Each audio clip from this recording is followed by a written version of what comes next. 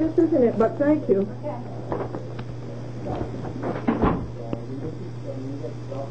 Okay, well, I'm just asked for you specifically, so because you so I can see. All right. He'll be right out. That's it, you talking into it. I think he had to get stuff with someone else. Thank you so much.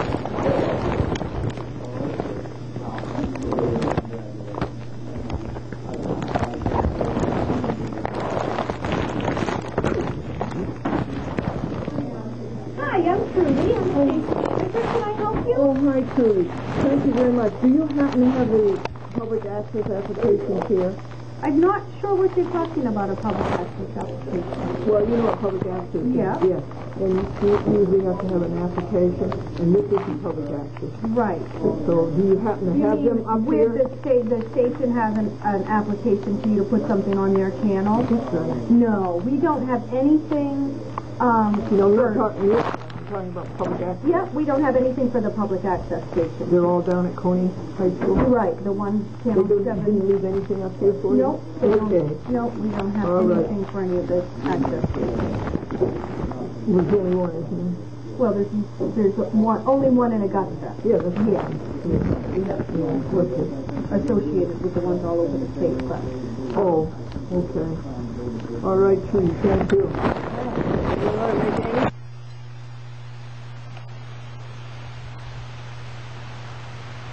Down Maine, Central Maine, sunset. Just a second, folks, I'll tell you what time. 6:35 p.m. on All Saints Eve, 2007. Thank you. And that nice apple tree. Want an apple? Here. Come over here. And you pick up apples off the ground. And they are very sweet. And very, very tasty. Hello! Here's cider in the process of being made. What'd you folks use for apples? These are off Gordon's trees. Right off, and that's a very sweet apple. It's lovely. Do you know what it is? What kind it is? We were told it's called a Shiawase. Good Lord. But I don't know that for sure. Well, it was the cooperative extension guy who told me that 20 years ago. But I just gave it to another apple expert, and I haven't heard back from him yet to see if he can verify that. Oh. I'm going to have some cider. You want to join me? The teacher's on this woman that's in charge of this thing that Glennie wants to talk to. Well, I don't either. But what time are we going to leave? About 8. All Saints Day, November 1st, 2007. It was beautiful last night when we rolled around it. It's beautiful this morning when we rolled back to it. And we had a good ride all night as the earth rotated. And we never knew it, did we?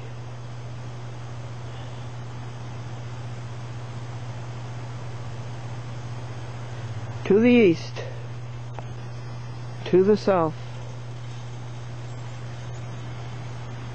to the west,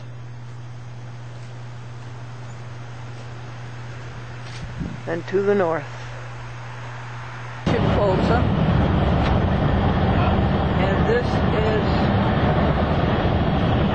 Teresa. What was your middle name, Teresa? May. Oh, May, M-A-Y? Right. And what was your name before you were married? Ellen Wood. Oh, yeah. Nice name, Ellen Wood. And Gordon Howard Folsom. And Glendora Vesta Folsom. We are riding down Route 275, south, from Gardner, Maine, to Brunswick. Is that correct, Stephen? And at Brunswick, we are planning to get off and go Route 1, the coastal route, that goes all the way from Florida to Maine. Out of the country, actually. And this is All Saints Day, November the 1st. very much Maine, but that's very much southern Maine. Farther north, it's all pine trees. And we thank you, God, for this nice band. We thank you for our consanguinity.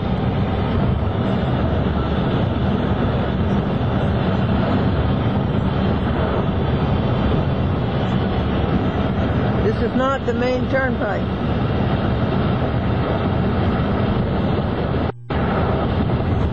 This is a special road that goes from Portland to Augusta. Yep.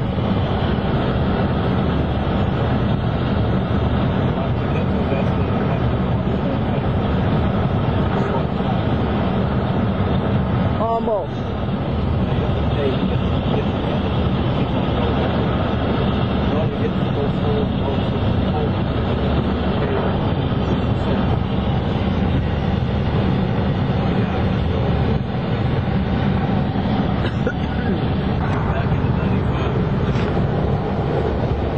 Terry, will you put this on the dashboard so that people can ride?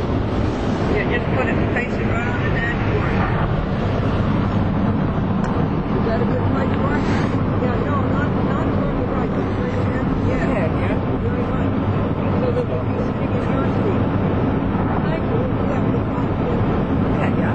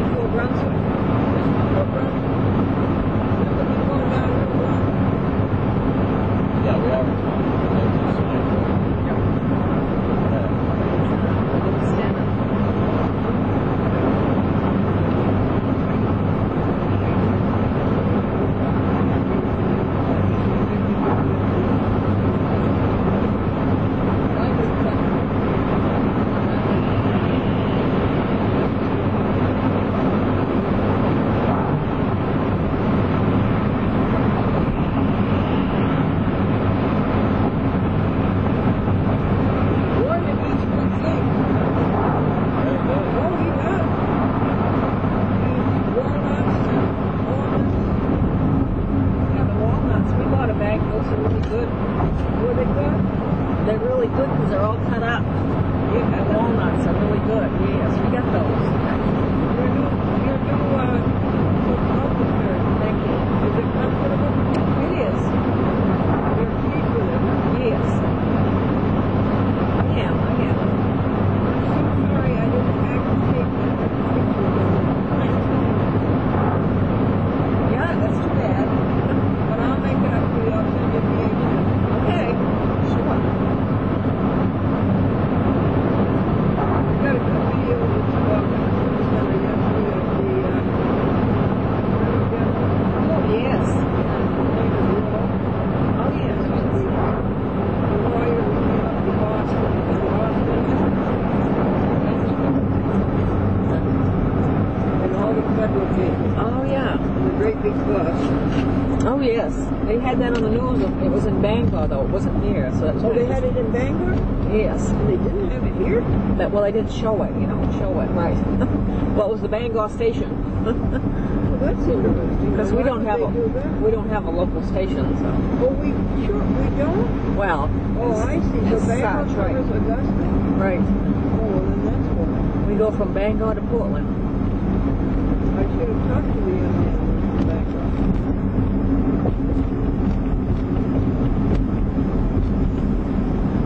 Oh, yeah, you said Yeah, that's too bad. There was a man from Bangor TV station. I should have talked to him.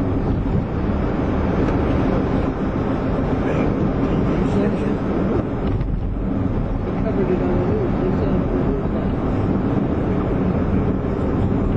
Not the issue. The issue is that it was on TV. Well, I have nothing to do with it. What was that the Cohen said? Irrelevant. What's of interest Is this to you all- that is your this all Cohen done? Center was on the news last night. Good. I'm glad about that. I didn't hear it because I didn't listen to that station. So What's our camera doing? We're going Good, to I was Route gonna- 1 now? yeah. Are you At what town? You're Brunswick? talking, No. you're talking TV or No, radio? no. TV. Okay, yeah. Stop it there. I'm sorry, I didn't talk to the Bangor TV cameraman. So this is where we come down to shop a lot, right here at the shopping center. Oh, Because yes? Thompson, as you notice, isn't very far away. This is Thompson, honey? Mm-hmm. Yeah. I thought it was Brunswick. Yeah. No, this is Thompson. Thompson Yeah. has really grown the last 20 Yeah. years. Really? And they've got everything here. They got Yeah. Home Depot. Walmart, everything's up there. Yeah. How many miles is it for?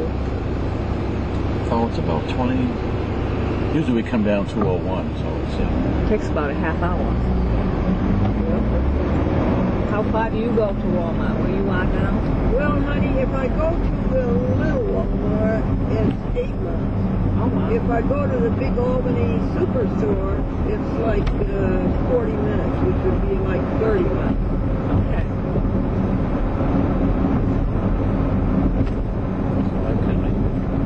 Yeah, what is that? That's one of the credit One of the unions, credit like we went to. They're part of our Our credit. credit union? Yeah, it's part of our system now. Oh. Where Terry cashed my $4,200? Yeah. Is this the one, Terry? This is good. Going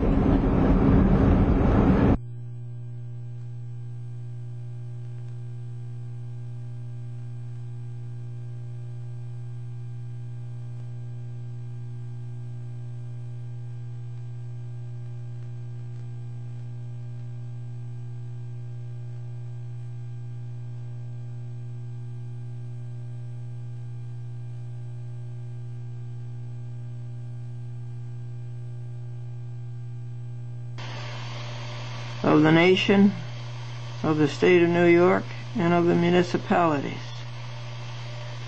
And she took Master Willie and Tybat Salako and Officer Lewis to this dumb bunny, Defendant Eric Press, who violated 20 times more laws than Cecilia did. And Glendora took Defendant Eric Press, Judge, White Plains City Court,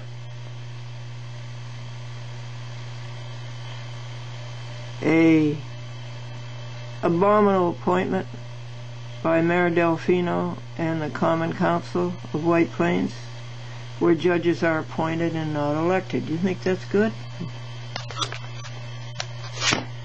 And she took Eric Press to Norman A. Mordue in the District Court of the United States in Albany. Somehow it ended up in Syracuse. There was no explanation, as usual. And Mr. Mordue broke more laws than defendant Press. And so now Mr. Mordue has before him a motion for relief from his order dismissing defendant Eric Press from the lawsuit. And he has before him 110 pages of charges, questions, and requests for admissions. If he doesn't answer, if he doesn't admit nor deny, then he admits.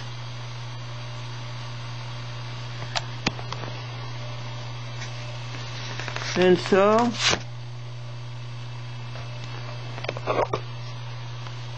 in this same District Court of the United States, Albany, Syracuse, wherever it is, here's a magistrate who violated the United States Code.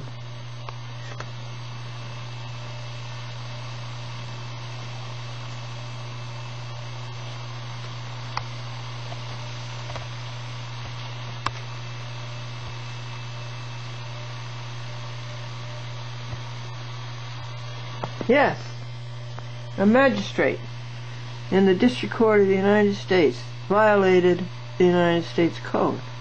I'll read you about that.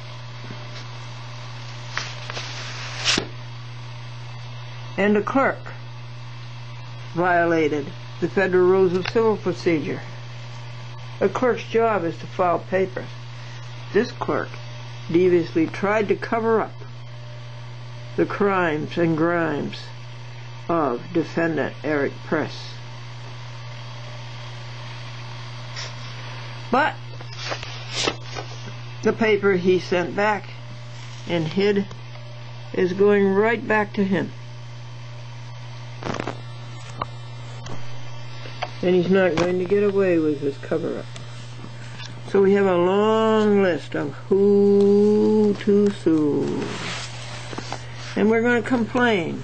These are judicial misconduct complaints going to the Chief Judge of the Second Circuit in Manhattan under the Judicial Reform Act of November 2002, codified as Title 28, the United States Code, Section 351. I will be reading you this paper. What kind of clothes do judges wear to court? Lawsuits.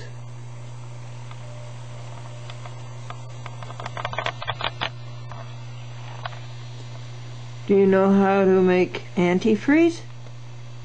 You steal her long underwear.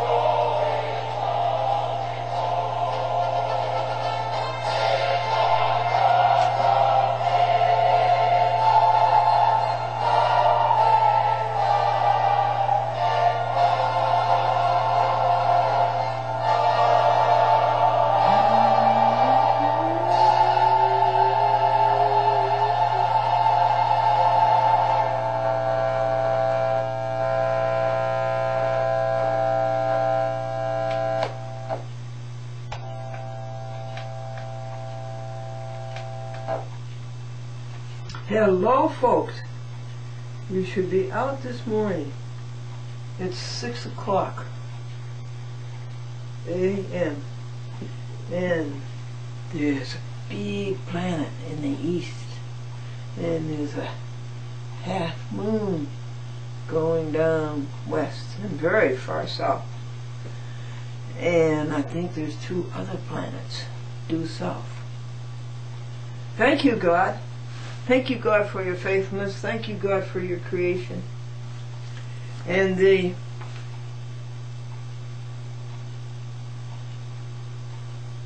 Marvin Lloyd Jones, former pastor of London's Westminster Chapel, said this about faith. Faith is holding on to the faithfulness of God, and as long as you can do that, you cannot go wrong. Faith does not look at the difficulties. Faith does not look at itself or at the person who is exercising it. Faith looks at God. And that's the way it is with this miserable conduct of the District Court of the United States, Northern District of New York, Albany, which somehow or other bounced over to Syracuse. And just the background here, Cecilia Masterilli made Glendora go out and get signers for her program before she would cablecast it. I get a local person, a resident in the franchise area of Cablevision, to sign this application. And so I complied, and I imparted that personal knowledge, name, address, and telephone number to Cecilia Masterilli. She abused the same, called up these signers, and somehow or other made them back down, scared them, which is extortion. And Glendora had to go back to the municipalities and get new signers, get replacements. Well, these cost many, many miles, lots of travel, many hours, and many ergs of labor and energy. And I got the new signers, and the program was cablecast and is being cablecast now. Well, don't you see, that cost money? That cost $5,000. There was no need of making me do that, and it costs much more than $5,000, folks. So I sued her for $5,000, which is the maximum monetary jurisdiction in the city court of the state of New York. And I sued her in White Plains City Court. And on the scene came a liar for hire, even though he might have been pro bono, because he had made such a mess of the case. And he was trying to clean it up because Cecilia was in default. And then the screwball appellate term, upon which sits the cricketer's judges in the state of New York, some of them being Kenneth Rudolph, Angio Lillo, Jonathan Littman, Edward McCabe, Marvin Tannenbaum, and John LaCarva. They took the side of the crooks, as they always do, because they're crooks themselves, and they let Cecilia get by with the default. And so it went back to White Plains City Court to go on trial and enter another crook, Eric Press, a part-time judge for the city court, city of White Plains, a very, very, it couldn't be more wrong choice by Mayor Delfino and the White Plains Common Council. And he came on and he was scared to death of the trial because of the way Hansberry was shown to be incompetent in the trial just before that, Glendora versus Sadley, Stevens, Burke, and Burke, Walter A. Sarrock and Cecilia Masterilli. And so by hook or crook, by both of them, he walked out of the trial, so to speak, on August the 8th. I went there for trial already with all my exhibits ready.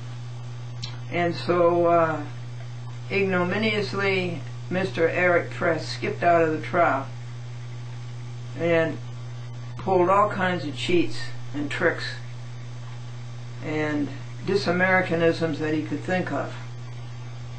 That night I went home, or I went to Suzanne McCormick's, who was giving me lodging for a couple of days because I was there to try to help her. And I wrote my complaint, and I sued Eric Press for $83,000 for violation of at least 10 laws, maybe more like 20. Where did I sue him? In the United States, rather the District Court of the United States, Northern District of New York, Albany. And of course, Mr. Press, being the coward that he has always been, so far as I've known him, did not answer the complaint. The complaint was 575 pages because I included all the exhibits that Mr. Press was supposed to experience and refused. Ran away. And I gave Mr. Press 30 days to acknowledge the lawsuit and to waive the cost of serving a summons. That's a federal thing. Federal Rules of Civil Procedure 4D. And if he would acknowledge the lawsuit and waive the cost of serving a summons, the government would give him 60 days to answer. Well, being the coward that he is, Press didn't even answer the complaint. However, he foolishly, in the dismissal of the case, in his paper dismissing the case, for which he has no authority, he foolishly mentioned that this court did not give any consideration to Glendora's post-trial whatever. But you see, that was the complaint. He was lying, as always. He knew it was a complaint, he knew it was a lawsuit, but he called it something else. Nor did this court, meaning Press, give any consideration to the self-addressed stamped envelope. Well, that's a requirement of Rule 4D, that the person acknowledges the lawsuit and waives the costs of serving the summons at no expense to him. He'll just send him a 41-cent envelope. Well, so Mr. Press was served. But ever lying and ever cheating and ever stealing, Mr. Press, defendant Eric Press, fled, a fugitive.